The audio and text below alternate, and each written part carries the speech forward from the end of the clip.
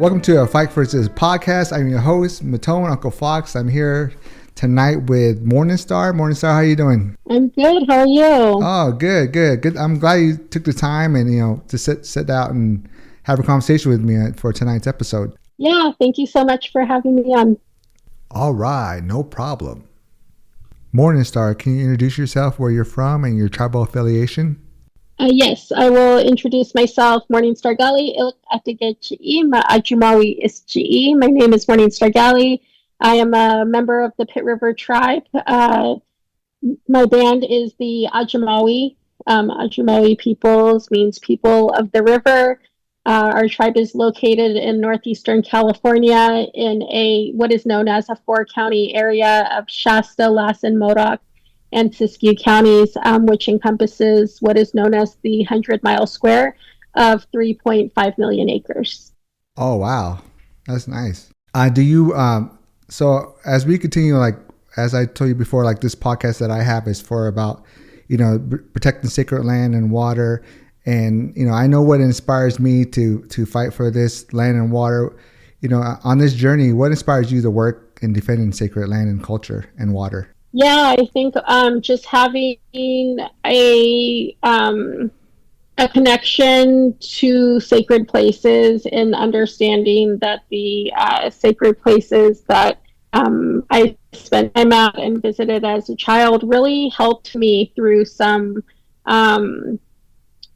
grief and some loss. And so just as these places helped to take care of me, I feel a deep responsibility and connection to help to advocate, defend, and support. It's a reciprocal relationship in that sense, and so that's what always has kind of driven and motivated me. I'll share that I had a close family loss. One of my parents passed away at the age of 15. And so after my father had passed away, my family took me up to Satitla, the Sacred Medicine Lake Highlands. And there were ceremonies that we took place we participated in. And so for over the past 20 years, now, since there were a number of cases and fighting for protection of Satitla, that has been ongoing from a very grassroots level of organizing, the actions and campaigns to the updated proposal last weekend, where over 500 of our tribal members and supporters gathered by public comment for a proposed national monument of the area. Yeah, it's tough to lose a parent at a young age, because you lose a lot of knowledge from that. So it must have been a tough journey for you, to catch up on a lot of things that you missed out when a family member passes away that early. Because I have a lot of cousins that lost one of their parents early in their lives. I think that it was recognizing how those cycles happen. And within my family, my grandmother she passed away when my father was around 13 or 14 years old, and that is on our Pit River side, on our Ajumawi side. And so she had died during childbirth, giving birth to my youngest uncle. And so my father, at a very young age, was caring for his brothers, for his 5 brothers. And so when he passed away, when I was 15, there was definitely, I did feel that disconnect in terms of, being able to share the stories and, even being able to share in terms of language. All 4 of my children now that I have, my children are from ages 11 to 21, and all 4 of them have been named in our language. And that was just really important for me to help to bring back some of what we had been disconnected from. And so sharing that, to say that even my name, my name is in the English language. And I was born in Oakland, California. I was born at the Aim for Freedom Survival School, which is known as the Oakland Aim House. And Okay. my parents had there was a lot of intention in terms of raising both me and my sister in, within ceremony and within the movement spaces, and learning about our history and our culture. And so being able to go back home, just be as immersed as we could, growing up in the city. But it was actually when I lost my parents, then I moved back home to Pitt River, and was really fortunate to have family up there. I have an uncle and an aunt. My aunt is now 86, and they took me in, and I really learned, how to how to survive in the mountains. Yeah. Big difference living in the city, Oakland. but also, yeah, that can be a big change for sure. But also, it was the second time in my life, like really learning to live off grid, to where, no electricity, no, no services of any kind. And what that just meant, if we wanted hot water, we built a fire in the snow at time, and and had that fire to heat water to be able to bathe or wash dishes or whatever was needed. And so I appreciate that, and I really carry that with me, how that was, those impressions from a young age of what it really meant to survive off of the land. And when I had a goal to finish college, after I completed 4 years, then I did move back home with my children, and lived back in Pitt River in Isawi. And I was actually working as the TIPO, the Tribal Historic Preservation Officer, about 2012 to 2016. At home, through traditional birthing practices, through indigenous midwifery practices. My parents were living in an unfinished basement in the AIM house that didn't even have any walls on it. Wow. But that's, but they had ceremony every morning. They had sunrise ceremonies every morning. And so being able to be born in a way that was, that was very much reflective of, our traditional ways, in terms of having a sacred fire, and in terms of like being welcomed into an extended family and community. And so being raised, not only by my parents, but by aunties and uncles that I still very much, have close relationships to this day. And so, and it also, receiving my was a part of the continuation of the sunrise gatherings that take place today, every October and November, with the Indigenous Peoples Day and the Indigenous Peoples Thanksgiving. And so, sharing that to say that the leader of the AIM House at the time, Bill Wapapa, he also started the first International Indian Treaty Council office there in San Francisco. They started the first sunrise gathering. So I was a very small child attending those gatherings, where it was maybe, 20 to 30 people starting out, and we just completed what would be the fifth gathering. And this has been now the 7th year that I've coordinated. My brother was born at the Oakland Hospital, and I was born at the Kaiser Hospital. Just because I was born at the Kaiser Hospital, because my dad was a BART train operator at the time. So they say when my brother was born, my dad didn't have that job.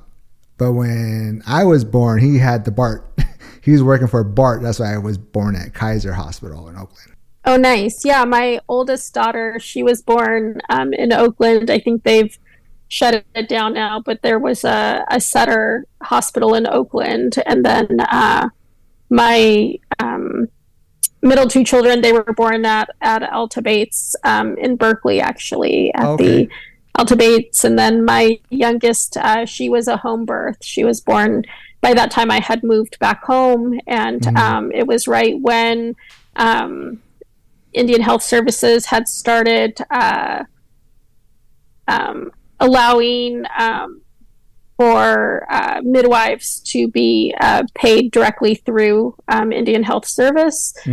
So she was a home birth in Reading. So we joke that she was born in a bathtub, but she was it was nice to be able to have that home birthing experience. That was something that was really important to my parents at the time, in terms of both my sister and I and a number of cousins that were born at home in the late 70s and early 80s. So you were born in Oakland, right? And then you went to Pitt River after age of 15? Yes.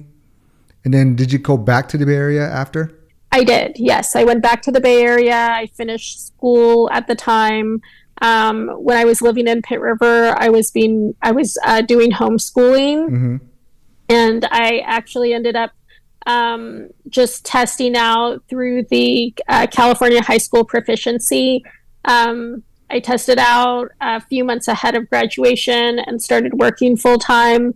My first full-time job was at the American Indian Family Healing Center, which is now the Friendship House Women's Lodge. It still exists also in East Oakland. And through working at the American Indian Family Healing Lodge at the time, I was able to meet and reconnect with a number of relatives back home in Pitt River. I was able to, just have some lasting friendships and meet some extended family that's there. I think it was also really important, during a transitional time for me, of like 17, 18 years old, of just, firsthand witnessing the effects of substance use and drug and alcohol use. And so being able to understand the ways that affects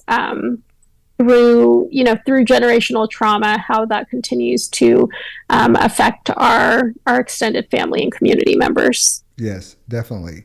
And in Oakland, we talked about it, the school you went to. We were talking about, the native school that was there at the time.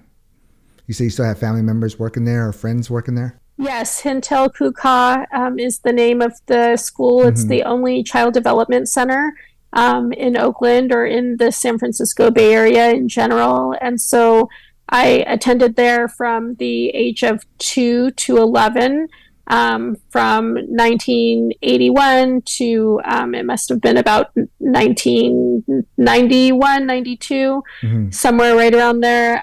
But I have family members. My aunt Shirley Guevara, she was involved in the occupation of Alcatraz Island from 1969 to 1971, the 19-month-long occupation. And so here we are 55 years later, still celebrating, what that occupation meant for our communities, for our people. And it was a result of the Alcatraz occupation that a number of the organizations and programs that still continue to exist today and serve our communities, such as the Native American Health Centers, such as the Friendship House Recovery Centers.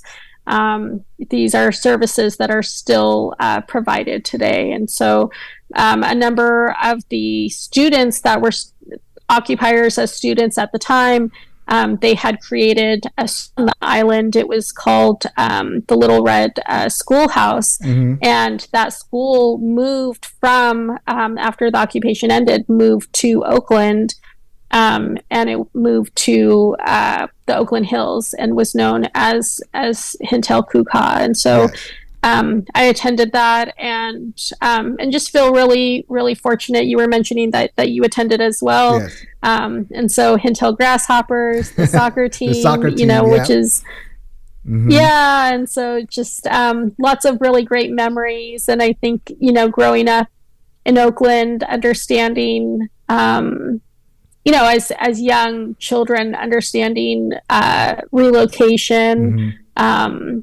as a way to, the intention of disconnecting us from our families back home. Yeah. But they really, I feel like they did a lot to, to just help to continue on our cultural ways and teachings. I remember pine needle basket making. I remember, going out to the ocean and collecting clams and mussels, as little kids, and just backpacking trips, and just, lots of Mm-hmm. fun memories. And a result of that was camping. We used to camp out at the Indian, or close to Indian Beach, over in Tamales Bay. Yes. And in the Point Reyes area. And we had been brought out to Kuliloklo and introduced to Lanny. It was Lanny's Lanny Panola. family members, that Lanny Panola's family that actually named Hintel, SC Parish named Hintel, and had blessed the area there. And so having that family, connection, and Lanny invited a number of us to start dancing, and had a small youth dance group. And so I was welcomed to dance with him and his group. And so it was lots of my family members and extended family that were a part of that for a good 5 or 6 years. Yeah, I remember going to the school, and I remember a lot of natives there, but I never really knew like what tribes everyone is from. Well, by that time, I'm like in the 1st or 2nd grade, so I'm not sure who was all there, but there was a lot of different tribes there. I just never really, thought to ask or even find out really at the time. I mean, I was probably 6 or 7 years old, but there were so many cultures so many tribes out there. And I always tell everybody, because of the relocation, I'm a product of the relocation. A lot of us are, my cousins are, Sure. I am. And so that's where we all come from, is relocation. My mom from St. Carlos, Arizona, came out to Oakland, California, and met my dad there. She was on with Richard Oakes when they went to Alcatraz. And sometimes I forget, a lot of people don't remember that it was actually the Red Power that went there first. I know AIM gets a lot of it, but it's actually Red Power, the students from San Francisco, because my mom would tell me, oh, I went with a bunch of kids from college over there.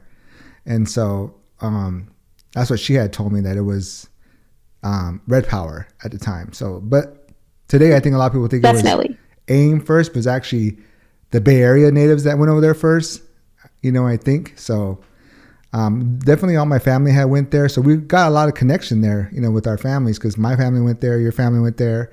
We went to the same school. So it was a lot of, natives in the Bay Area, especially in Oakland. Absolutely. Yes. It was the Red Power movement under Indians of all tribes that they formed, IOAT.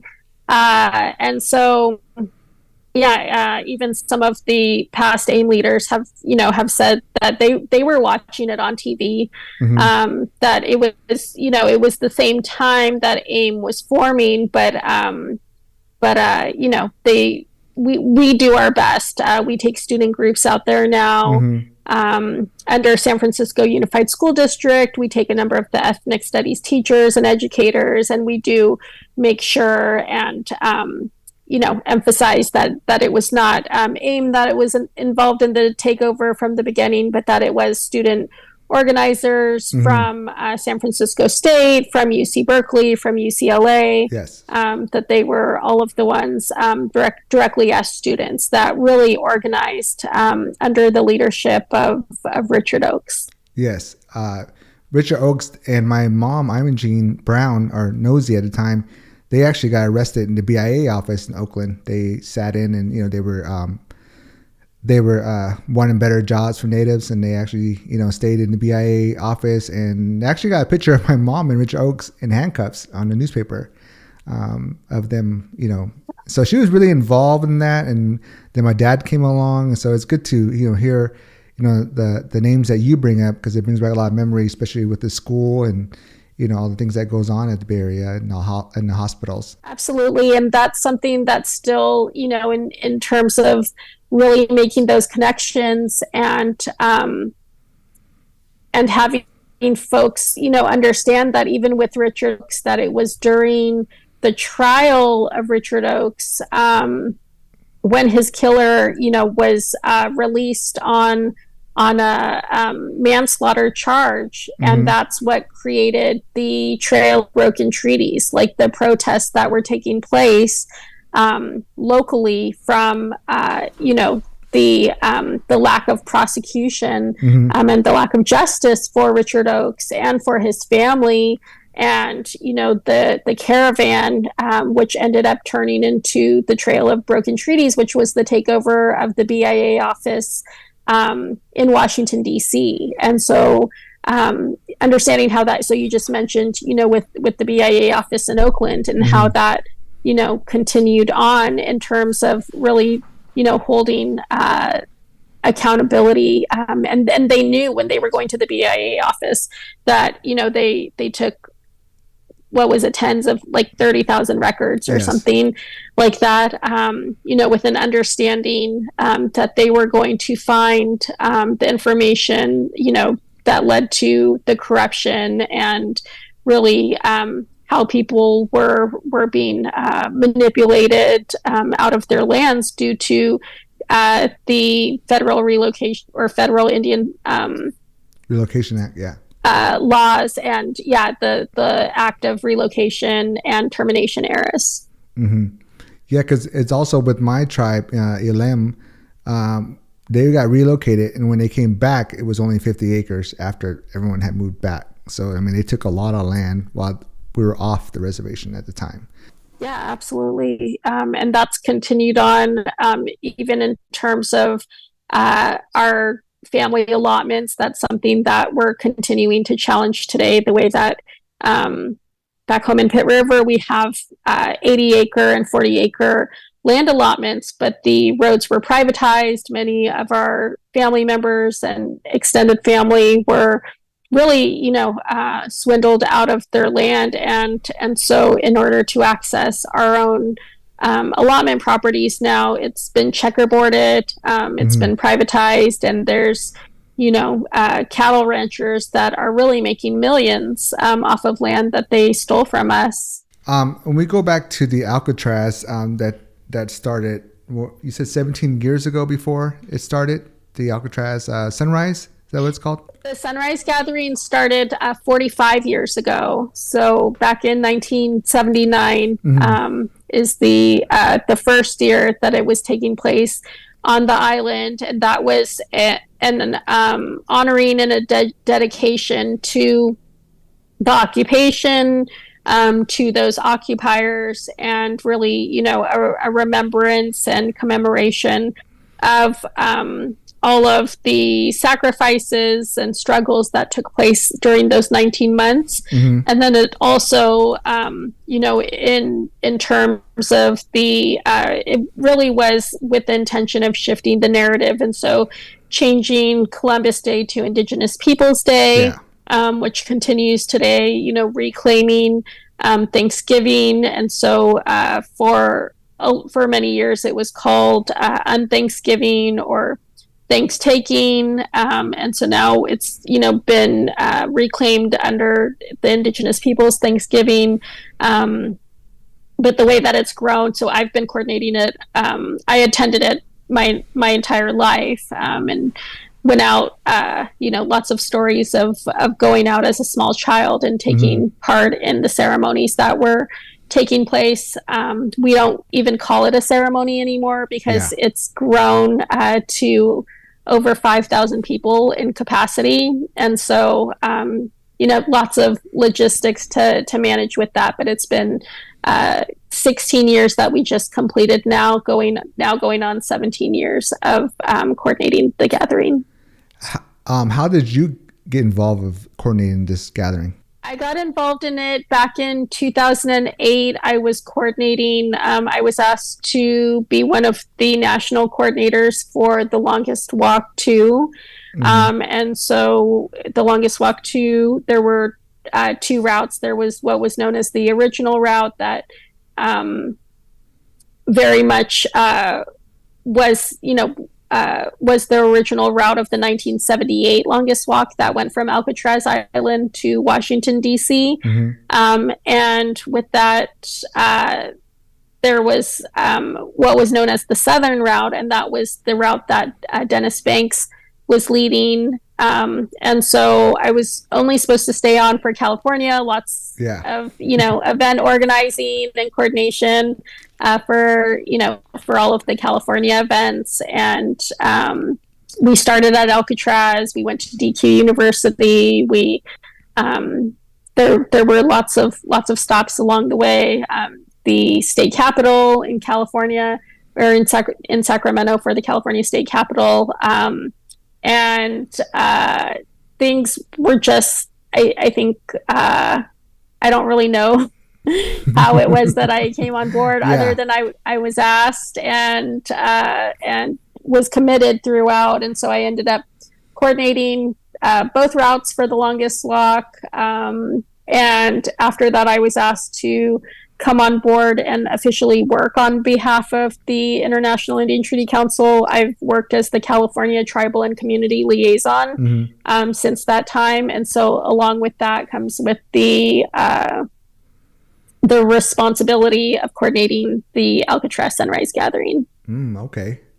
And how many do you think there were when you first did that first year? Like now you said there's 5,000. So how many do you think there was back then when you did yours in 2000? I want to say there was somewhere around 1,000 to maybe 1,500.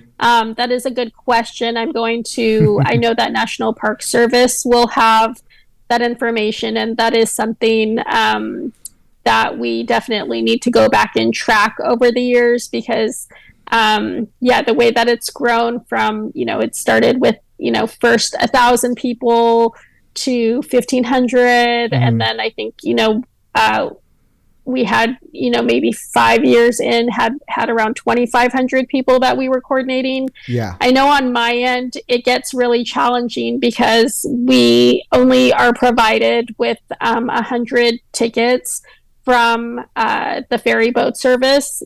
And so that's 100 tickets that are distributed to all of the dancers, all of the speakers, all of the cultural artists, and community members as well. And so, starting out with like, okay, this is what we have to work with. Every dance group gets, anywhere from 20 to 25 tickets, depending on the size of the group. And then just this past October and November, we distributed over 1,000 tickets. And so that was negotiating with the Park Service, having, over 500 community tickets that are purchased on behalf of my organization.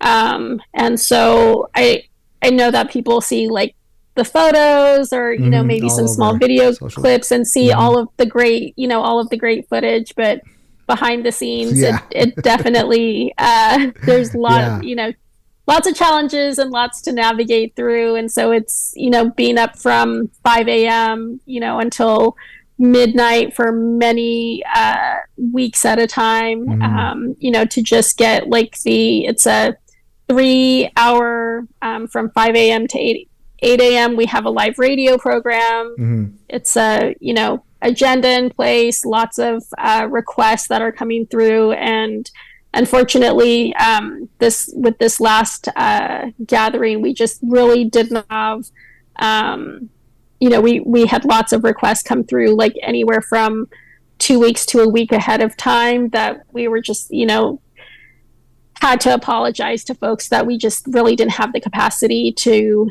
be able to honor all of the requests. And so we're looking at maybe extending it to 4 hours for, the next round. But that's, again, that's something that we have to negotiate in terms of the permitting and the radio program, and lots to figure out on that end.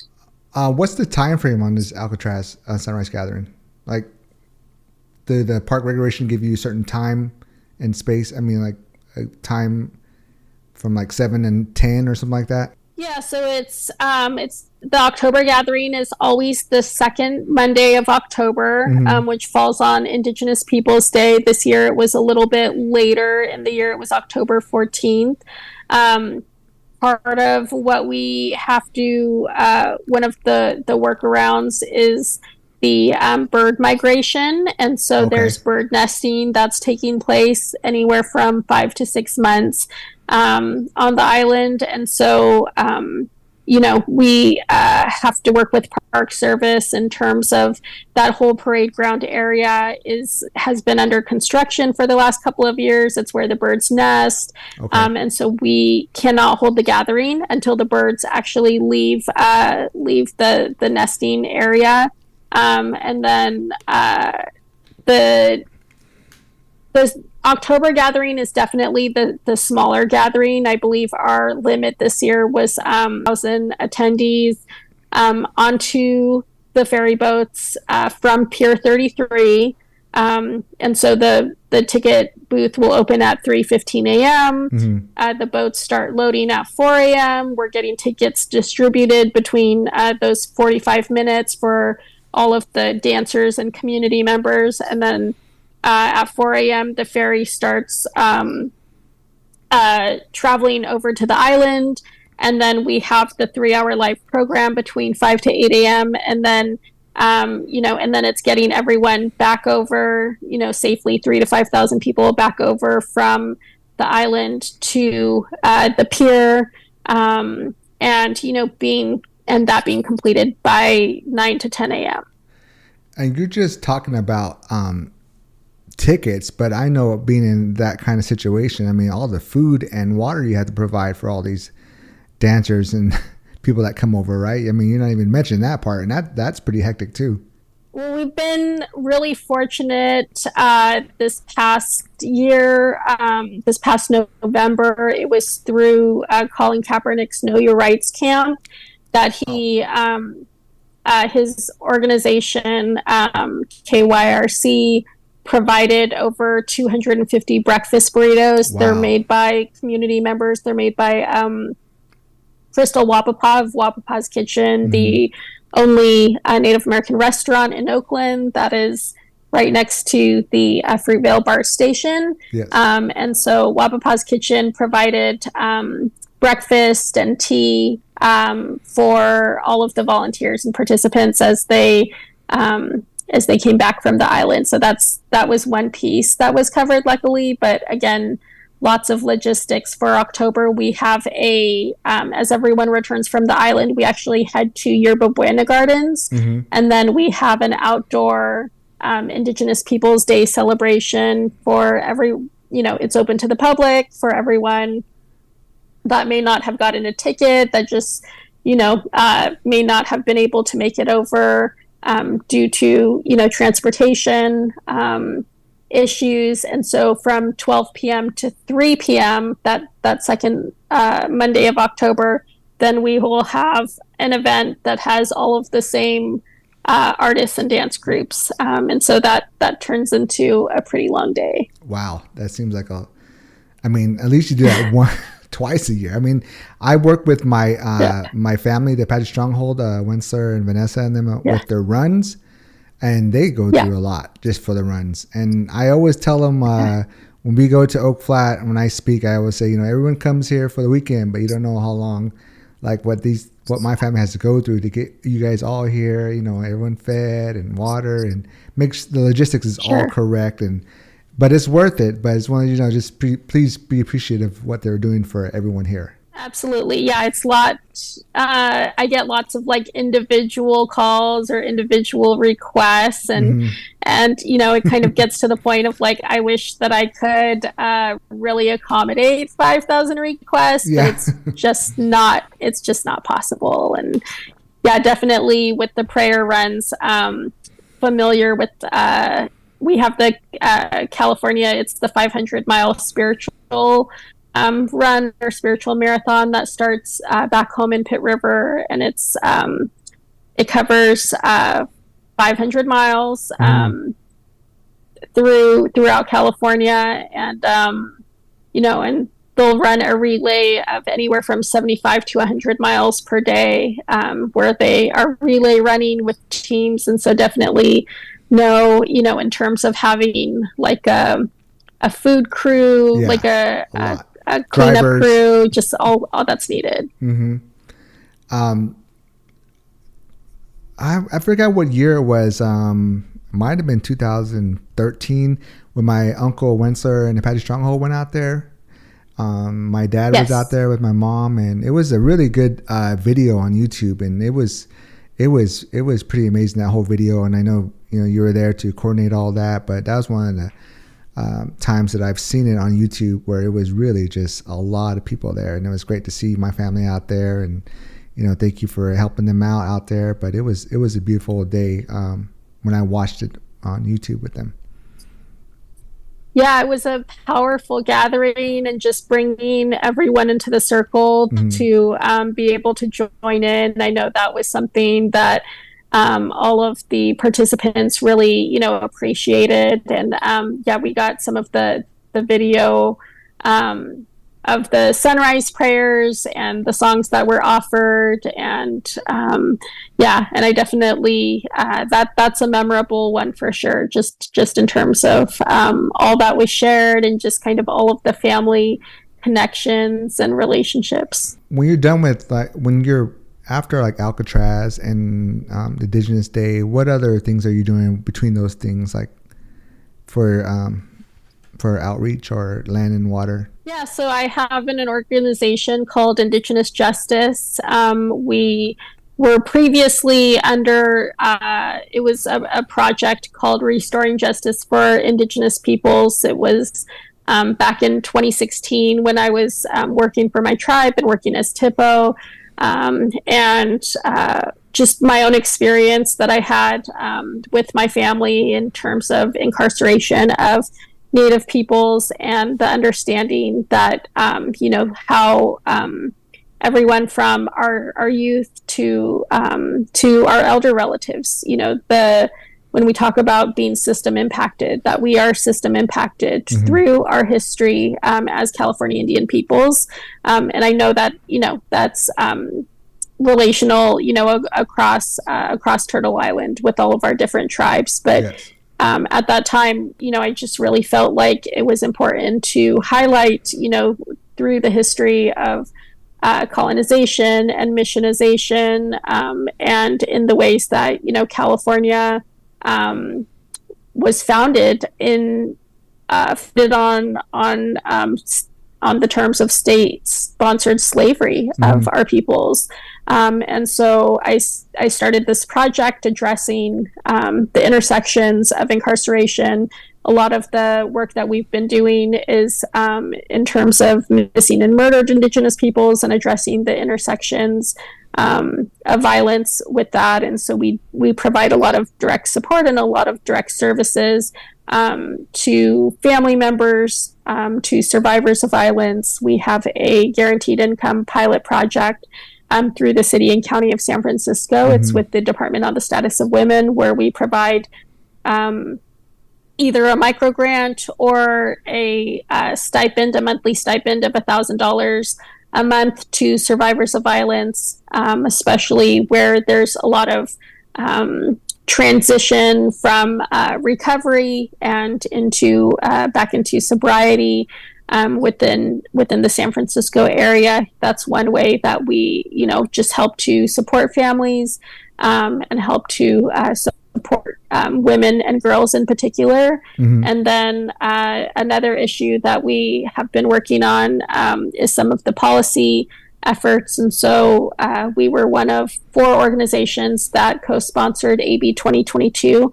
AB 2022 removes the S word from all public place names throughout the state of California. So lots of public place names that were called Squaw Peak, and had, different names of that end. And so that's one step in terms of reclaiming traditional place names, and having the traditional local names reinstated within those areas. A lot of people don't know there's a lot of, we go back and research. There's a lot of towns and cities in Oakland, in California that, they're not good. And I always said before, like one of them is Vallejo. You had Salvatore Vallejo, who was just, he was if you look Salvatore Vallejo, worst guys ever.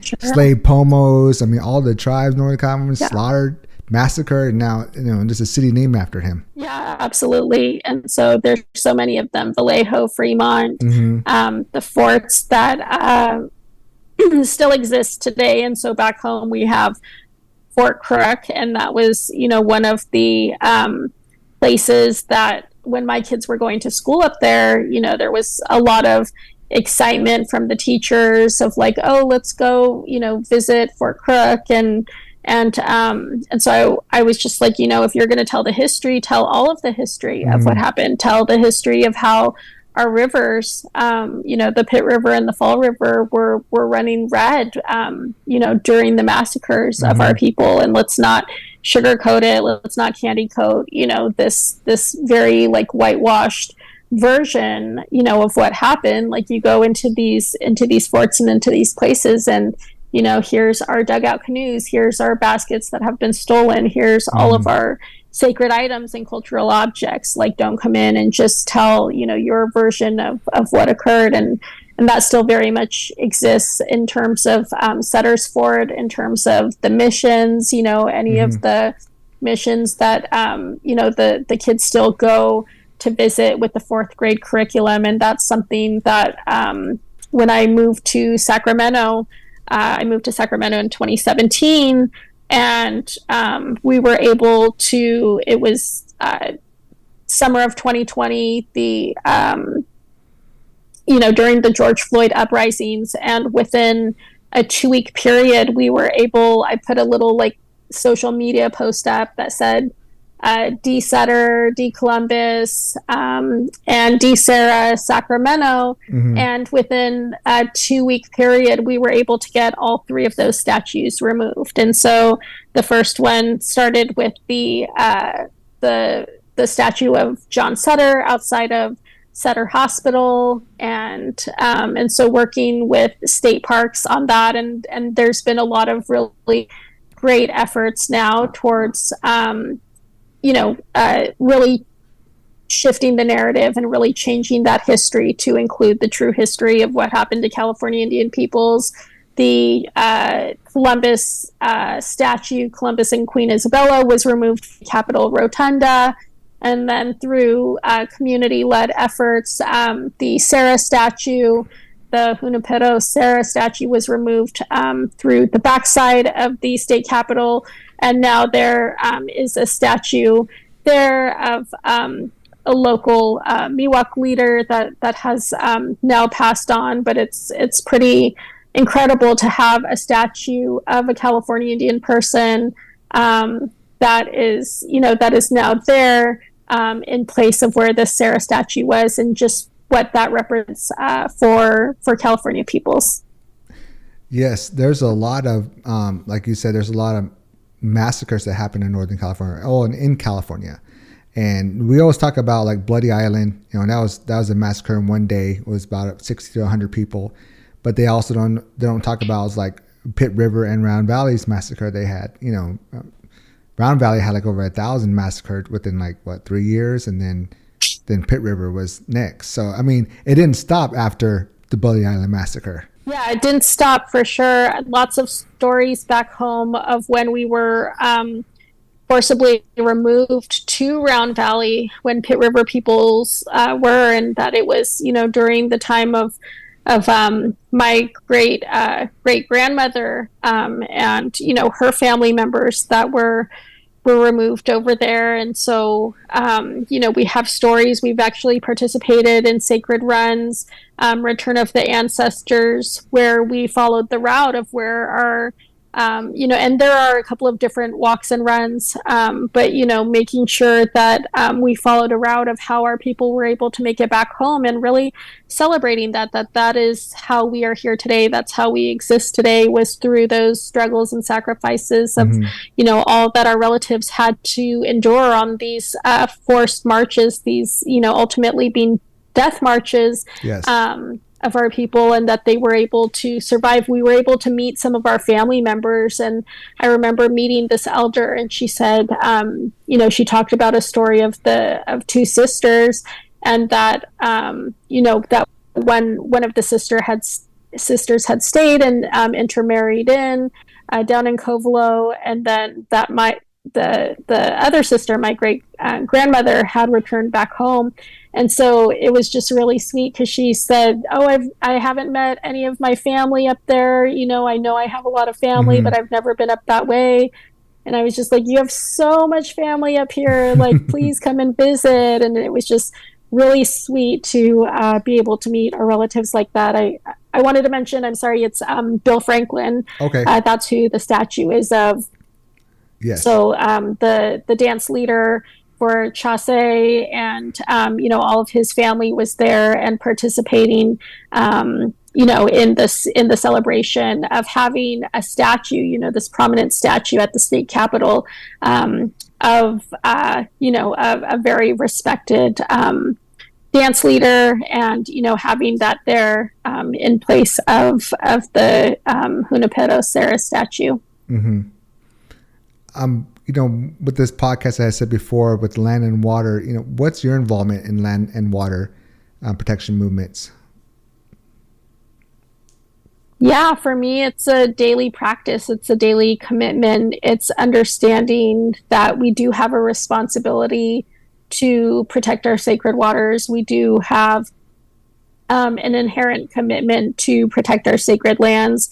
I was sharing at the beginning of this, that as a young child, I was taken to sacred places. I was taken to places where we would, make prayers, and that really was my understanding, and part of my own personal healing journey, that these are places that I was brought to that really helped me at times. I've lost a lot of both immediate and extended family members. And so in times of really grieving, in times of loss, and really feel that pain, that these are places that I can go to and make those prayers at, and know that they will help me. And so feeling that responsibility in turn to help to protect them and make sure that they exist for our future generations.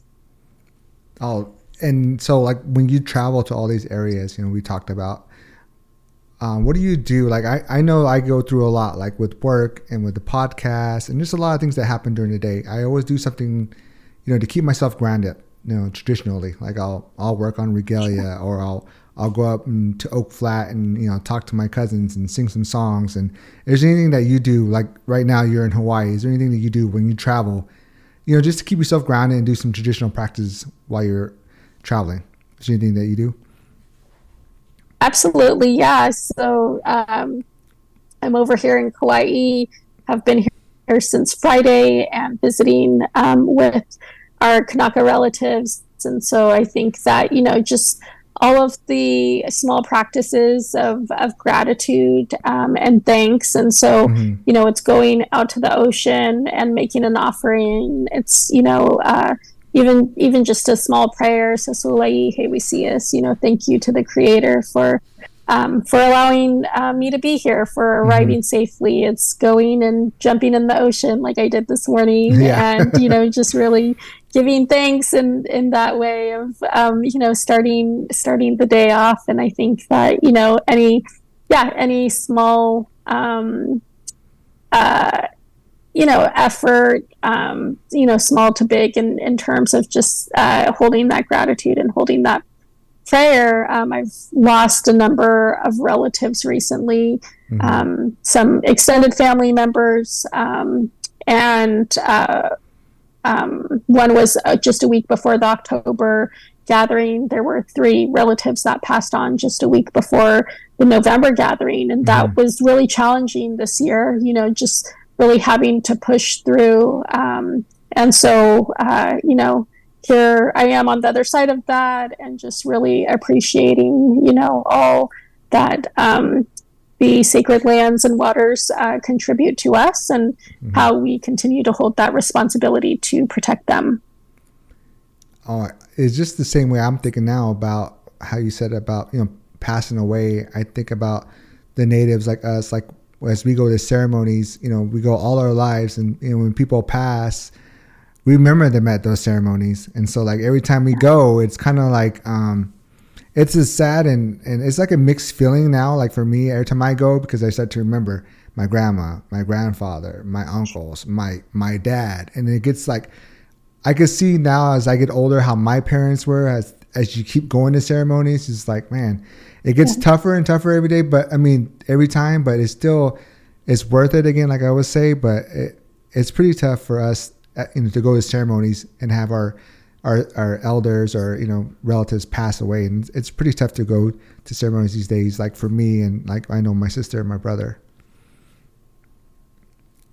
Yeah. Sending my condolences on your loss. Also, I know that's a big loss for sure, and really appreciated the times that I was able to visit with your dad and interact with him, and definitely hold those memories as special. And I think that just being there to have that support with your elders, and the loved ones that you have that are still here. I'm here visiting with Uncle Lico Martin and Auntie Leilani Teal and their relatives, and local activists that have really been in the fight for Aloha Aina, for all that is sacred here locally. And so I actually met Leilani when I was coordinating an action in San Jose at the Calpine Corporation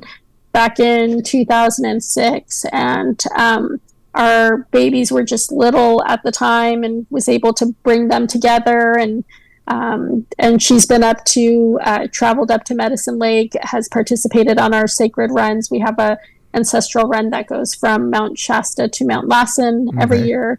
And so really just, appreciating that time that we're able to spend, because, we can't take it for granted. And we just know that every day is a gift, and to have gratitude for that. Yes, definitely. And so like when I talk about like the ceremonies, and I really miss the traditional food, but like for you in Hawaii, I mean, everything should be traditionally food over there. You were talking about getting fresh fish. That's something I miss from living in Arizona. It's like the fish, the salmon. There's a lot of things up there that you can't get here in Arizona. Yeah, we walked in. I just spent the day today with Uncle Lico, showing me like lots of the sacred places, and lots of the places that his grandmother's sacred areas. And we went up to Wailua, and so right at the Wailua River, his nephew was down there catching fish and catching crabs down there. And so I had another work call and walked down to go meet him. And now we have a whole bunch of fresh fish that we are cooking up for dinner. Hold on, let me find out. Uncle, what's the name of the fish again? Hole hole. And what was the name of the place you showed me earlier, where your grandmother's site? Manokulani Po.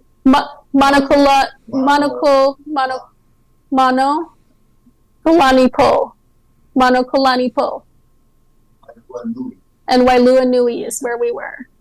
Oh, okay. So, we're dumping the fish by the ocean. Fish by the ocean. Oh, he's gonna go dump the fish by the ocean. Oh, go clean them. You want take the car, Uncle? Oh no, I'm gonna walk down with. You sure? Okay, I'll go walk down with you when I'm done. He's gonna do that. He's gonna do Okay. that traditionally and walk down there. I know. I'm like, just drive. It's okay. He said, "No, I'm walking with this fish." I know. I know. Oh, that's good. Well, you're gonna have some fresh fish out there. That's gonna be great. I mean, damn, that sounds good. Yeah, really. Such a little blessing to walk down, and he was able to meet his nephew down there, and then he had ice in his backpack, and he was all ready to had thrown his net out. But it's the same, it's the same thing that we go through in terms of, they have to be careful with, it's considered unlawful in terms of subsistence fishing, in terms of net, throwing out their nets, their family nets. They'll get confiscated. There's people down there taking photos. Like, even in practicing, your everyday traditions, your cultural traditions as peoples, like, they're still very much, the surveillance and the criminalization of just living your way of life. This is something that should be, an everyday practice. It is an everyday practice, but they have to deal with the harassment and possible fines, possibly having to go to court over it, because it's considered, an infringement on, on Hellies or whatever it is that, like, the tourists down there, that was something we were talking about. Like, they love our culture, but they don't love our people. They want to be able to embrace all of the traditions, but they don't want to recognize, our inherent rights, our rights that are expressed through indigenous sovereignty on a daily basis. Yeah. And then with Hawaiians, they're not as lucky as, I don't know if it's lucky, but they're not federally protected like the way, to protect their culture, their language, their practices, because they're just kind of mixed in with the whole population over there in Hawaii or on the islands.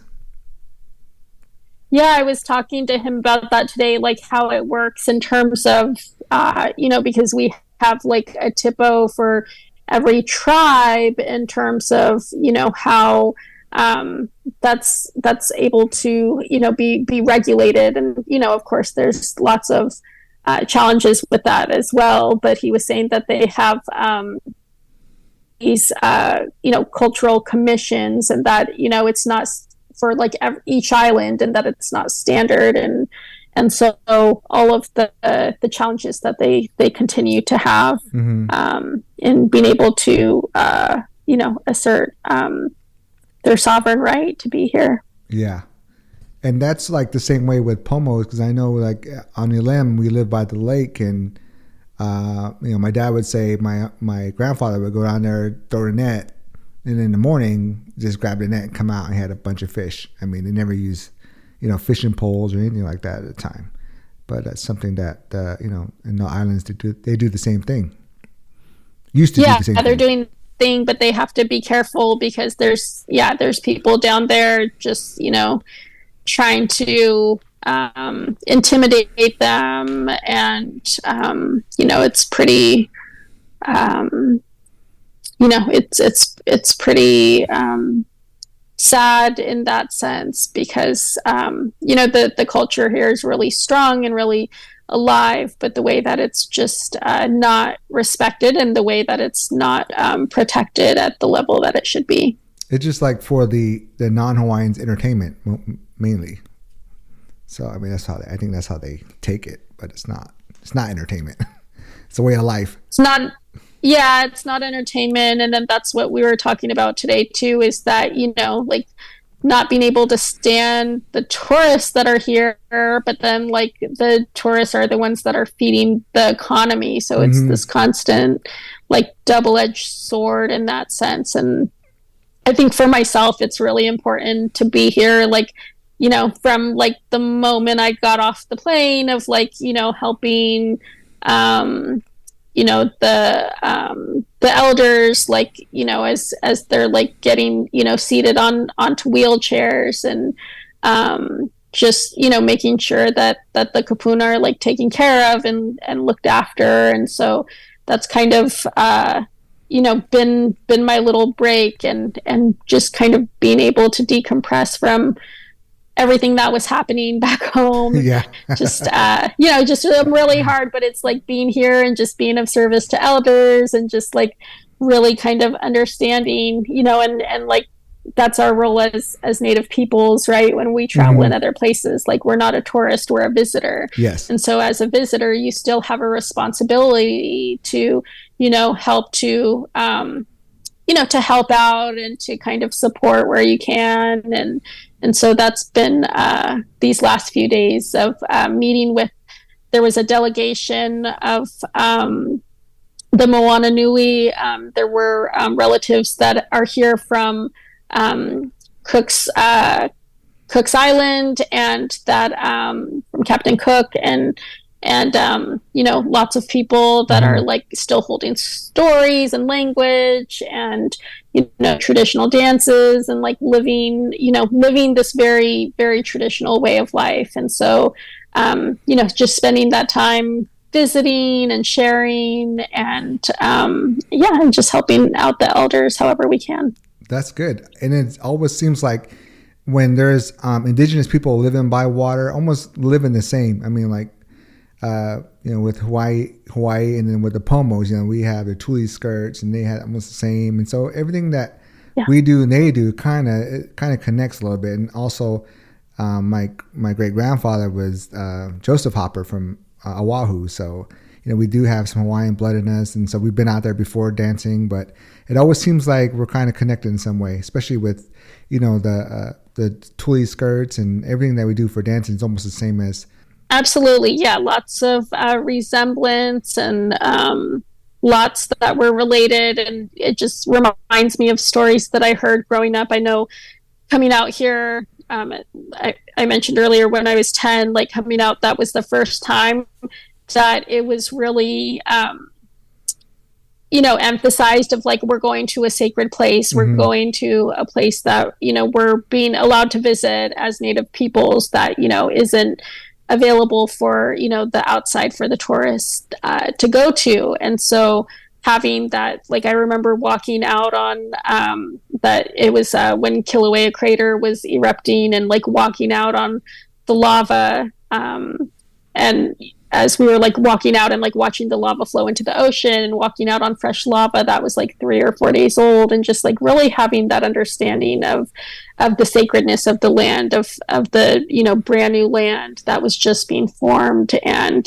what it meant to protect it at that time. And so I just always felt a really strong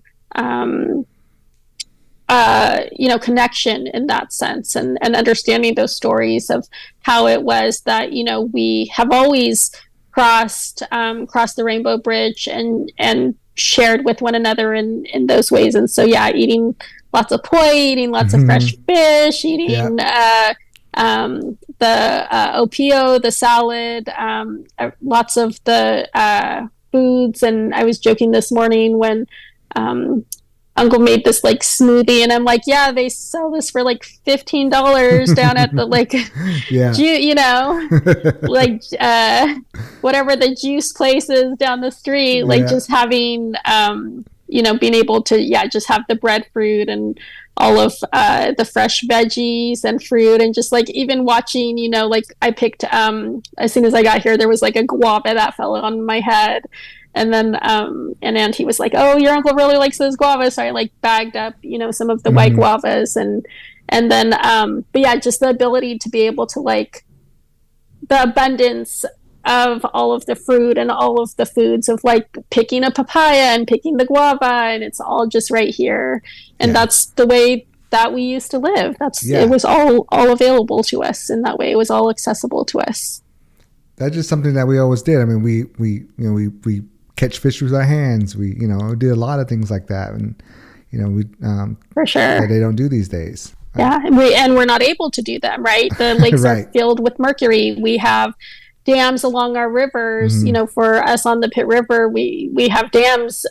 PG&E never fulfilled its promise to instill fish ladders. We're really excited and really celebrate the victory of the 4 dams coming down on the Klamath River, and the salmon that are back swimming in the river and spawning there. But there's still lots to be done. Like we want to make sure that on all of our rivers, that the fish are able to be back there as they are supposed to be. Well, in Clear Lake, they have bass in there, and which bass is not indigenous to Clear Lake. So they've been eating up a lot of the indigenous fish and plants there that belong to Clear Lake, that they just keep throwing in bass for bass tournaments, or just to make some money. Sure. And they don't even, I know they also like in that area, they don't even tell people that they shouldn't be swimming in that water. Yeah. They don't tell people that they shouldn't be eating the fish out of the water, because again, it's a tourist economy, right? Like they can't actually say that the fish and the lake is polluted, because then they're going to lose out on money. It's all about industry and profit. They have time frames, and I don't think they even share those time frames. I know they think they send it to the tribes. I think they have to, like EPA does, but they don't put it out in public when the time, because there are times where they say, well, this is how much mercury it is, don't go this day. Yeah, definitely. And that's all throughout California, and really, sharing and educating people that mercury is, we're still dealing with the effects of gold, greed, and genocide, that this is really, ongoing effects to the gold rush and to the environmental contamination, and we call it the toxic legacy, right? Like the toxic legacy that still very much exists and still very much affects people today. We see that in high cancer rates. We see that in in birth deformities, and in all of these different health disparities that people are experiencing today, that didn't even exist 30, 40, 50 years ago. And that's how I explain it to all the as about Oak Flat here in Arizona, that we're fighting against Resolution Copper for the mining that they have here.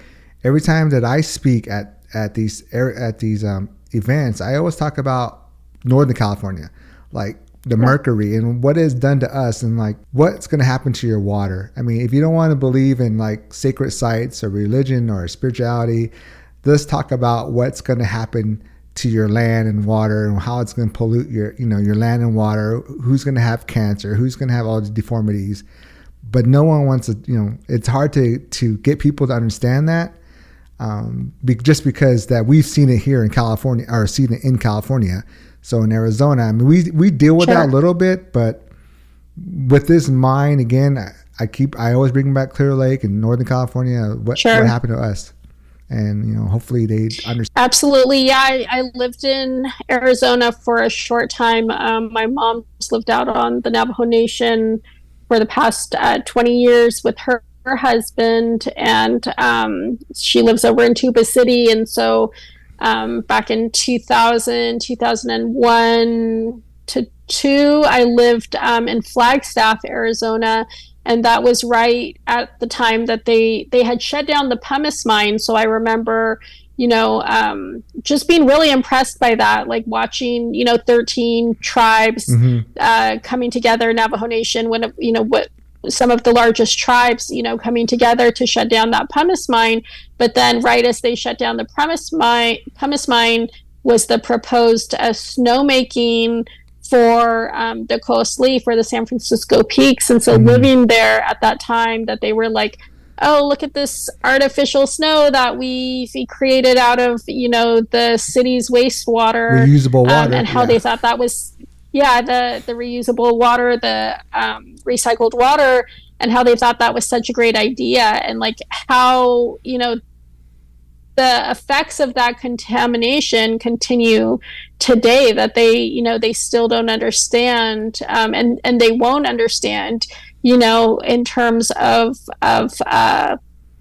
those pollutants and how they are affecting not only the sacred mountain, but all of the water tables and water systems within the area. And they're taking more area up there in that area. They're taking more land, and a lot of the Hopis they use they pick yucca, I think, around there, and now they're getting scarce because of the snows up there. But again, that's also you got to think about too, because like even with that going on in Flagstaff, I wouldn't mind checking out the snow, but I can't go up there. I can't go up there, and it just what it has done to the community and the native cult and the culture up there. There's no way I can go up there and ski and snowboard on that mountain. Yeah, I was just there for a prayer walk back in October, and we were walking from Flagstaff to the Red Butte area, so that the Havasupai are have been working to protect their sacred areas from uranium mining, and so was able to join the prayer walk for a couple of days, and walking that base of the mountain, and just the lack of understanding, the lack of willingness to understand these what the effects are in terms of the contamination and really desecration of such a sacred place, and how that continues today. With the Red Butte, that they had started the extraction for the uranium, and that the uranium was being transported across the proposal to transport it across Navajo Nation, to transport it across Flagstaff. These are open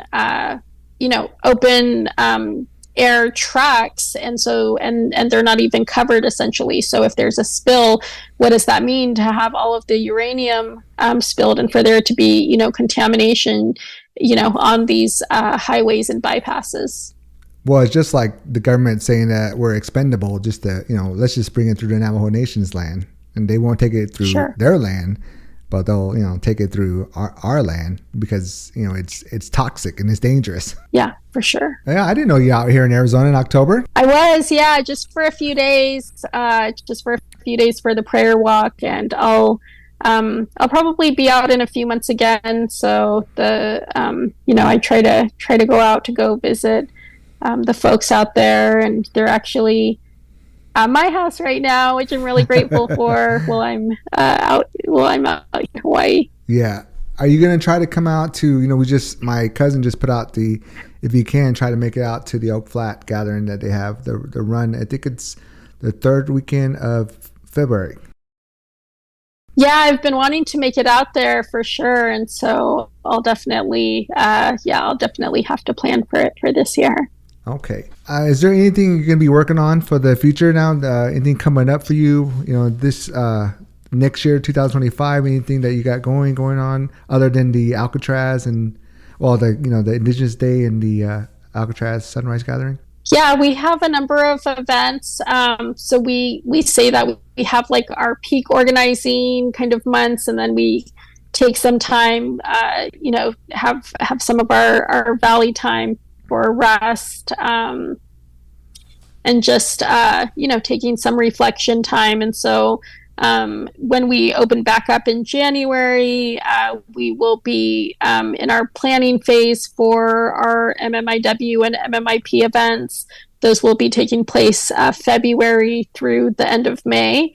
And then we are also sharing out information on Project 2025 and how it is affecting federal Indian programming, including the Title VI, Indian education. There's more information. You can go to indigenousjustice.org or to our socials, Indigenous Justice on IG, and that is sharing the information on, just to kind of be aware of and be on the lookout for in terms of proposed cuts and, yes. with Project 2025 for this coming year. It was really challenging, with this election that passed, and I don't want to go in too much, but it's something that we all got to stick together now and fight this Project 2025 that's going to be coming out very soon. Yeah, definitely. And not to fearmonger in any way, but I think that for Indian people, that we understand what the effects are. We understand, how challenging that it's going to be for us in the near future here in terms of proposed cuts to programs and spending overall when it comes to Department of the Interior and Indian education. So, there's ways that we are planning to organize around that. So, feel free to message us, Indigenous Justice on Instagram or on Facebook. It's Restoring Justice for Indigenous Peoples. And we look forward to connecting with you there. Okay. Sounds good. And then one last question is, what kind of message you want to bring out to people that's listening for our Native communities and, what we're working for? Yeah, I think just the message of hope and resilience that, as we're going into a new calendar year,